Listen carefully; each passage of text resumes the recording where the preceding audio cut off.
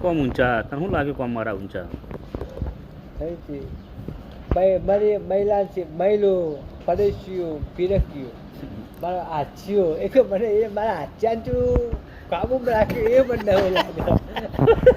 કોણ કેવું રસિક દાદા કહેતા હતા પછી કે બાપા કે આચ્યાન મને એ નવો લાગે કે તું આશ્ચર્યને કાબુમાં કર્યું અને હું એ વિચાર કે આ આશીષ ભાઈ અને તૈમાં કેટલો ફેર હાજર છે ખરી રીતે